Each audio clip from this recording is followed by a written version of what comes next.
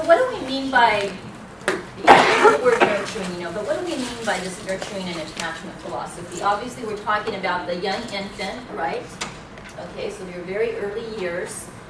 And what we know about that very important bonding that takes place between the primary caretaker, okay, which most often may be the biological mother, not necessarily, right? And the infant, we know that this is a very significant relationship, okay, for that infant and for the mother that really will impact that individual long term. And it's equated with, in the research, it's equated to all kinds of very positive health outcomes. Okay, so as far as the child being well adjusted, the child feeling loved, secure, protected, okay, so being able to form those relationships later on, definitely, as some of you mentioned, they're trying to target groups that didn't have that, because now if they're having kids, this is not going to be happening, or there won't be as much emphasis, or they really don't have an understanding of they didn't have it. Okay, so we want to get in there to target those individuals, and oftentimes they're impacted by that early relationship, so it will carry on with their own children. Okay, and some of the research we'll talk about this afternoon is we'll go into more detail about that, how it affects how you're parenting your child and how responsive you are to your child. And so we just know that this is definitely equated. It's a protective factor. Okay, so the more we can touch on this with new parents and get in there. And just as that is equated with very positive development, so is knowledge of parenting. Right? And like anything, we don't have a manual, so it's like you're going off of what you learned, which, you know, that's what you're drawing from, what's happening at the time, if you're under a lot of stress, and what your tendencies are, albeit, you know, we're not perfect, but maybe very faulty tendencies that could be undermining the child's development. So we do know that individuals who are given parenting education, okay, and have effective parenting skills, healthier child development. And we see that on different outcomes with the research. As far as the child having positive outcomes in different settings. You know, in school, among their peers, all of that. We see much better outcomes for children whose parents have more knowledge of effective parenting. So yeah, we want to get in there, as soon as we can.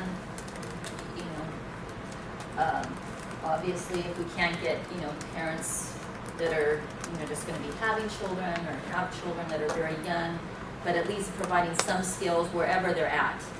Okay. Parental resilience.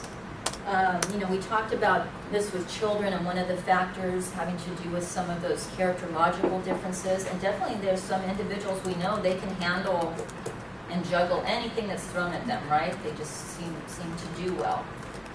Where others, you know, are more vulnerable, you know, maybe more vulnerable to, you know, mental health issues and violence and other types of behavior problems.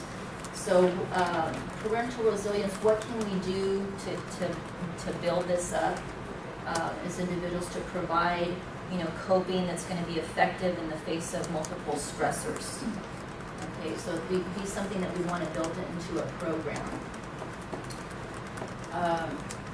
And this is really when they have many, many types of stressors. So right now we have people that are out of work, right, that are at risk of, you know, maybe losing their homes. You know, they're concerned about very basic necessities.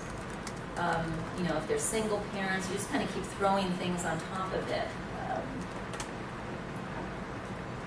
Social connectedness, there's a lot of literature on social connectedness, and all of you seem to touch on it in some form or another. And this is really across the human lifespan. It's not just for children. The importance of social connectedness, it has a lot of benefits developmentally. It really helps buffer okay, and ward off particularly a lot of mental issues and problems. Okay, having people to confide in. I mean positive. You can also have negative social interactions. Okay, definitely. But I'm talking about positive ones where there's caring, there's empathy. You know, you can confide in somebody. You know, they can provide you with information and advice. They can discuss the stressors with you and all of that.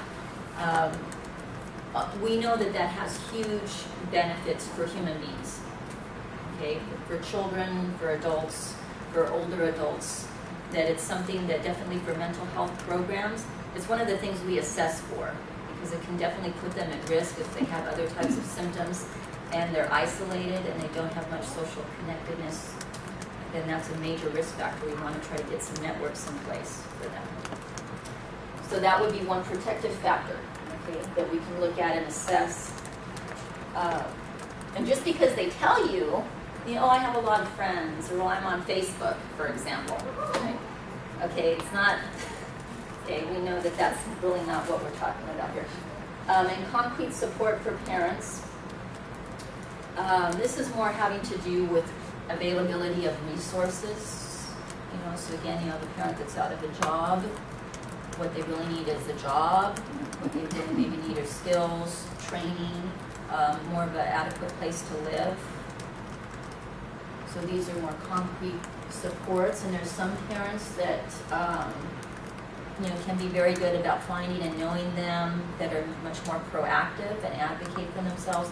There's others, though, that we can provide all the referrals and information, but to go out and get to them,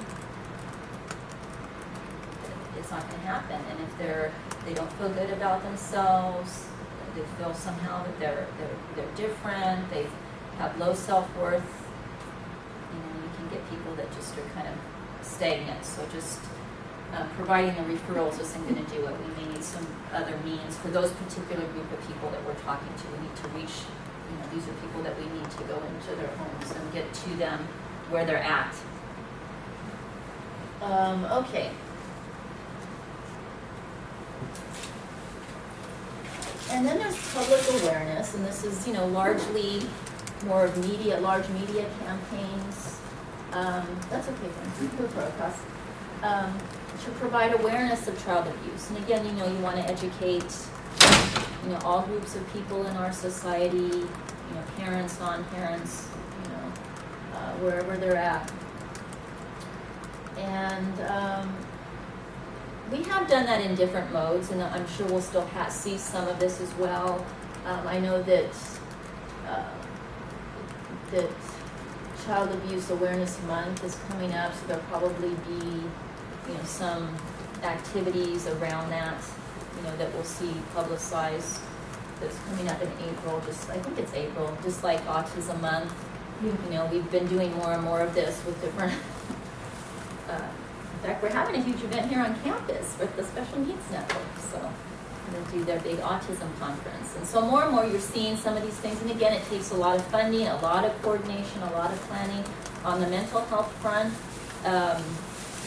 there's a statewide group, and we've been trying to get involved with them to do mental health trainings for visually impaired. And it's, we keep running against a brick wall, but we're trying and trying, Jay and I. But this is this is going to be a statewide public awareness effort, particularly in the area for the mental health one that's currently happening. It's around suicide intervention. It's around student health, because we've seen some of the issues regarding students, killing other students on campus or that kind of thing. And so what are we doing? What are we missing? What are we not doing that we need to have in place? Okay. There's many websites, definitely, with all kinds of parenting information, child abuse statistics and information, long-term effects, short-term effects, any information. Well, there's all kinds of websites to provide statistics and information to parents, professionals. Okay, again, largely public awareness and education.